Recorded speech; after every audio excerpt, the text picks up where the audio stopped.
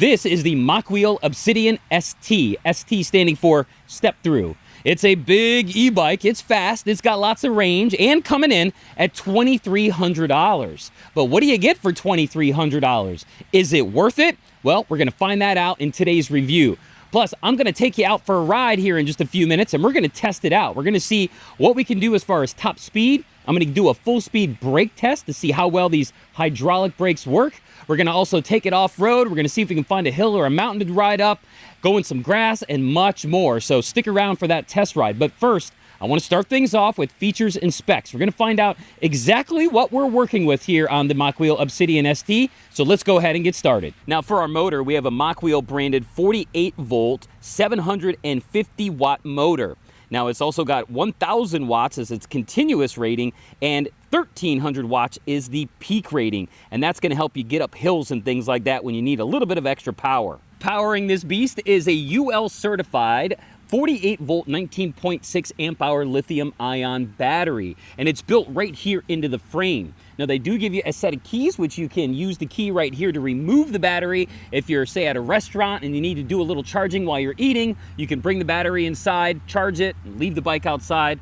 And when you're ready to ride, just reinstall it and you're on your way. Also, the charging port is gonna be right here on the side as well. They got a nice rubber cover to keep the elements out of it. And then over here, you're gonna see another port.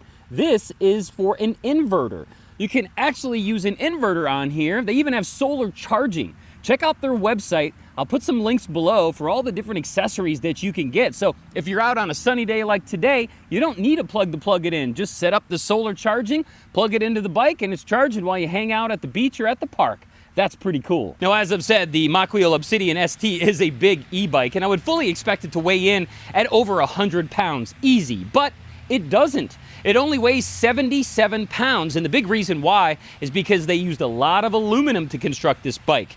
It's a 6061 aluminum frame, you have aluminum handlebars, you have aluminum rims, aluminum crankset, and an aluminum kickstand, and that takes a lot of weight out compared to steel or stainless steel, so it comes in at only 77 pounds. Now, your wheelbase is 51 inches, so like I said, it's a big e-bike, and unless you're riding in a full-size pickup truck, I think it's gonna be really hard to try to squeeze this into the back of your hatchback or SUV. Believe me, I've tried, and it doesn't work. Now for suspension, we have front adjustable suspension that has 130 millimeters of travel and is actually quite nice. We also have this mid-mounted professional grade air shock underneath the seat. This is a fully adjustable air shock that you can adjust based on the rider's weight. Now I have it adjusted right now for a rider of around 200 pounds, and I gotta say, testing this bike so far, the suspension is like riding on a cushion of air, and I'll show you just how nice it is when we head out on the ride here in just a few minutes. Now for tires, we have 26-inch by 4-inch wide fat tires. They are Chaoyang hippo skin. Yeah, it says hippo skin. I'm not sure if it's really hippo skin or not. That'd be kind of strange. But they do have lots of grip, lots of teeth on here, so they should be great for off-road riding, which we're gonna test out here in just a few minutes. Now the maximum PSI rating for these tires is 20 PSI, so make sure before you go on your ride, you always make sure that your tire pressure is at 20 PSI, not only for safety, but also to prevent flats. For a drivetrain, we have a Shimano 8-speed Altis rear derailleur. Now that 8th gear is gonna give you a little bit of extra help when you're at higher speeds trying to keep up with the pedaling versus the typical 7-speed shifter we usually see. Now, another thing that I've seen on these higher end bikes is they've gotten rid of the steel chain and they've given us a stainless steel chain. The Obsidian ST has a KMC brand stainless steel chain and the 8-speed Shimano shifter. That's really nice. Now the seat or the saddle here on the Obsidian ST is nice and big. It's also quite soft and should provide a comfortable ride. How many butt brakes are we gonna have to take on today's test ride? Well, you're gonna have to stick around to find out. Now, if you're a tall rider, you shouldn't have any issues whatsoever because there's plenty of adjustability here. Not only do you have the standard clamp here where you can go up and down about 6 inches or so, you have this extra lever that has a spring-loaded adjustment. It allows you to go up even a few more inches from there. So you'll be able to get this thing quite high. So if you're a tall rider, maybe even 6'8", 7 foot, you should have no issues here on the Obsidian ST. Now this is where things get interesting. Typically on an e-bike, you're gonna find either a torque sensor or a cadence sensor. The torque sensor found on higher end bikes senses the amount of torque that you put in the pedals, and that determines the amount of motor power that you get. The harder you pedal, the more power you get. While on a cadence sensor, typically found on the lower end e-bikes, it doesn't matter how fast or slow you pedal, it's going to give you 100% of the motor all the time. Now the Obsidian ST has something I've never seen before. It has both the torque sensor and the cadence sensor. Now the manufacturer says from 0 to 20 miles an hour, you're going to get the torque sensor. And from 20 miles an hour up, you're going to get the cadence sensor. Now I have to admit, when I first started testing it, I wasn't quite sure about the combination. I really do like the torque sensor all on its own, but after testing for a while, it's kind of grown on me. And I'm going to show you how it all works when we head out on our test ride. Now, if you like to ride at night like I do, you'll be pleased to know that you do have a built-in dual LED headlight up front, which is really nice, and you can control it right here from your control panel. Unfortunately, the rear tail light is not built into the bike. It's actually a standalone rechargeable light. It does have different patterns of lighting and blinking, which I do like, but it's not built in. And for $2,300, I feel like the tail light should be built into the bike. Well, now that we know everything there is to know about the Mokwheel Obsidian ST, what do you say? Let's take this baby out for a spin and find out what it can do in the real world on the road. So let's get started. All right, so the first thing I like to do while we have a full battery is try to get a top speed test. Now, I'm gonna start off by going with the throttle to around 20 miles an hour, and then we'll go pedal and see how fast we can go. So let's start off with the throttle. 7, 10, 11, 15, 17, 18, 19. So 20 miles an hour is where it stops. We'll start pedaling. 25, 26, 27, 28, 29. We passed the top speed, 30, 31, 31.3, 31.6, 31.1. So it looks like about 31 miles an hour is what we're gonna get. That's 3 miles an hour over their top speed. Not bad at all. I'm not sure if you heard that or not, but when I was going over that crosswalk, you could hear the rear fender bottom out on the rear tire. Now up here on the left are a bunch of dirt hills, and I'm wondering if there's any way that I could get in there and try to ride up them for some hill tests. I want to see if I can get to that one over there. That looks to be the biggest one. So let's give it a whirl and see if we can get up in there. All right. Pedaling. So far, so good. We have had a lot of rain here recently, so I wasn't sure if any of this was going to be underwater. Here's a low area right here that could be kind of wet. Yep. All right. What do you say? Let's try to go up this hill. Looks to be pretty darn steep. I'm pedaling. I'm pedaling. Come on, baby. All right, so I was only able to go this far, which isn't bad, but not all the way to the top. I'm wondering if I get some more head start. All right, let's try this again. Try to go up, try to go up, pedal, pedal, pedal. I'm standing and pedaling. It's trying. Oh, all right. Well, I was able to get up. I'd say that's pretty good. Whew. It's kind of tiring, but it does all right. Now we're gonna see how well these hydraulic brakes work. Easing us down here. Working pretty good. Hear a little bit of squeaking, but not a lot. All right. Well, there's our hill test. Didn't do too bad. Whew. That took a lot out of me. Meanwhile, it's like 105 degrees out here today with the humidity. So it's a hot one. So I gotta be careful not to overexert myself because I'm far away from home and I got no AC or shade to cool down. All right, on to the next test.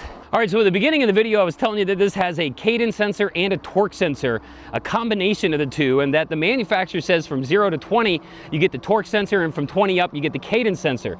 So I'm doing, 10 miles an hour right now. If I start pedaling real hard, the torque sensor should be engaging. And then when I get past 20 miles an hour, so I'm at 25, if I slow down my pedaling, it lets the motor off, which shouldn't be the case because cadence sensors don't care if you're pedaling fast or slow. They just give you 100% of the motor. So it's some kind of combination of the two, I think, because if I slow down my pedaling, the motor doesn't keep going. But if I push hard, the motor engages and gives me more power. So it has to be both of them are working at the same time, or I'm just not sure. And something I just noticed too, do you guys hear that whining noise coming from the front wheel? Here, let me slow down a little bit. Can you hear that? Sounds like it's coming from the front wheel. Now, I did get stuck in a thunderstorm the other day and had to ride home on wet streets, so maybe it just needs a little bit of lube. I'm not sure, but let's see if we can jump a curb here and get up on the sidewalk with this suspension. Bam, no problem. It's like squishy, look at this. You see how squishy it is? I mean, it is some of the squishiest suspension that I've ever seen on an e-bike. It's really nice. All right, so we got hydraulic brakes here on this e-bike. Let's go ahead and find out how well they work. We're doing 25 miles an hour. Slam on the brakes and go. Whoa, wow. All right, well, the good news is we didn't slide at all. There was no locking up or sliding whatsoever. It looks like I can kind of see a little bit of a trail to around here. So let's pace off and see how long it took us. 5, 10, 15, 20, 25 feet or so to be able to stop from 25 miles an hour on this baby. Nice brake test. You hear that rear fender? Yeah, $2,300 bike, and that's the fender noise. It does perfectly fine on grass. That fender is ridiculous. All right, so something else that I noticed is that when I'm at high speeds, if I stop pedaling and then start pedaling again, it takes quite a few rotations of the pedals before the motor kicks back in. Here, let me show you. Let me get over this little bump here. So we're at 27 miles an hour. Stop. 1, 2, 3, 4. So it took 4 on that one. 1, 2, only 2 on that one. So it's kind of inconsistent. Let me get up here to around 30. Okay, let off. 1, 2, 3, 4, 5. So 5 on that one. That's a little bit long before that motor engages, in my opinion. It should do it in like 2, 3 max. Here we go again. So that's something that I wish they would tweak on here, is to get that cadence sensor or the motor to engage a little bit quicker at high speeds when you stop pedaling. 1, 2, 3. That time it was 3. So it's just inconsistent on when that motor starts again. Well, we got about a little more than half of our battery left. Still able to hit 29 miles an hour, 29.3. So not really losing much at all, even though we're about almost half a battery. How about one last grass test?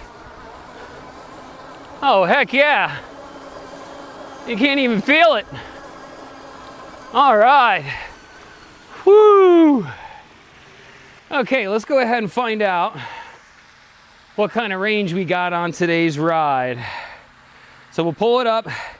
We went 17.64 miles, top speed of 30 miles an hour. Our average speed is around 14. We did that in about an hour and 17 minutes. So almost 18 miles.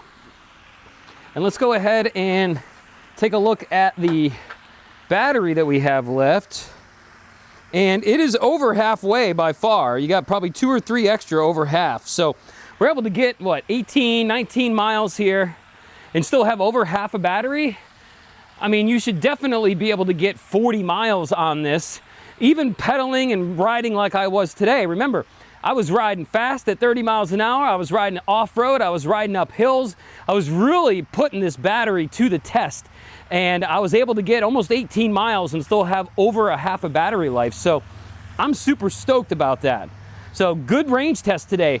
Well, now the only thing left to do is to give you my final thoughts and my pros and cons. Let's do it. Before we do the pros and cons, I ran home real quick and wanted to throw some silicone lubricant on that front hub to see if it took care of that whiny noise. So I lubed it up, Let's take a quick little test ride around the neighborhood and see if that helped. All right, we got some speed going here. 20 miles an hour, no noise. 25, still no noise. So it looks like all it needed was a little bit of lubricant there on that front hub to take care of the noise. Yeah, that noise is completely gone. So that's all it was. Sorry you had to suffer through the noise for the video, but the good news is I fixed it.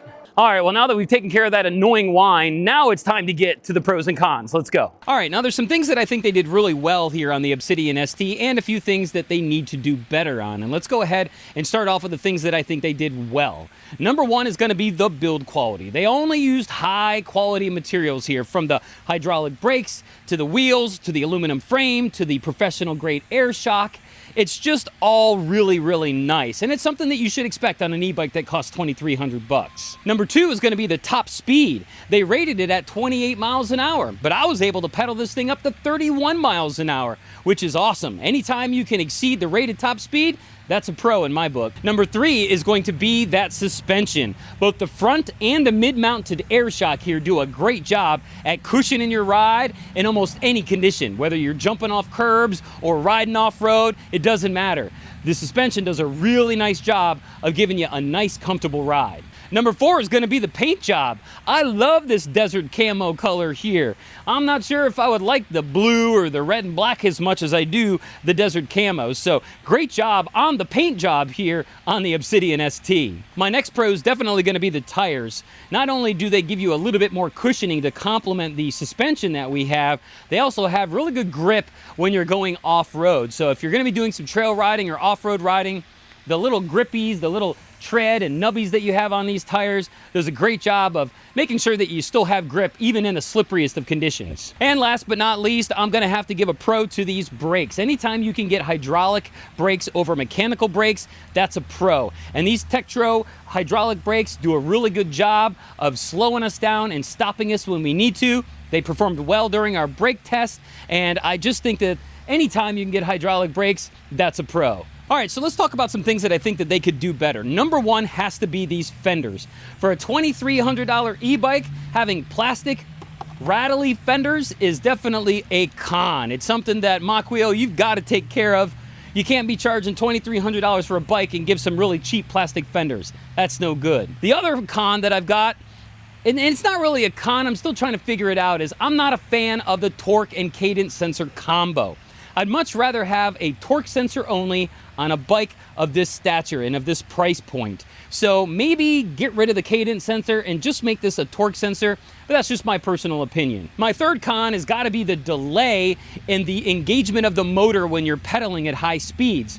It's not so bad when you're at lower speeds, but at high speeds, sometimes it can take 3, 4, 5, 6 revolutions of the pedals before the motor engages again. So I wish they could tweak that a little bit, so even at higher speeds, it engages in 1 or 2 revolutions like other e-bikes do. And my final con has to be this taillight right here. For 2,300 bucks, we should be getting a taillight that's built into the bike so that when we turn on the headlight, we also turn on the taillight, and we don't have to remove it and charge it every once in a while. So that is definitely a con. But these things aren't necessarily something I would say I wouldn't buy the bike for. I don't think I'd spend the extra money on the fenders. Maybe they can come up with some better fenders, but overall, it's a really nice bike, and I think it's worth the $2,300 that you're gonna pay for it. Now, if you do have any questions or comments about the Obsidian ST, feel free to leave them below. I'll be happy to answer them for you. I'm also gonna put an affiliate link down in the description if you wanna purchase one of these things. And I appreciate you joining me today for the review of the Mokwheel Obsidian ST. Don't forget to check out my website for more reviews, hobartsreviews.com. I've also got some merch up there for you as well. Well, for Hobart's Reviews and Mokwheel, my name is Hobart. Thanks so much for joining me. We'll see you on the next ride.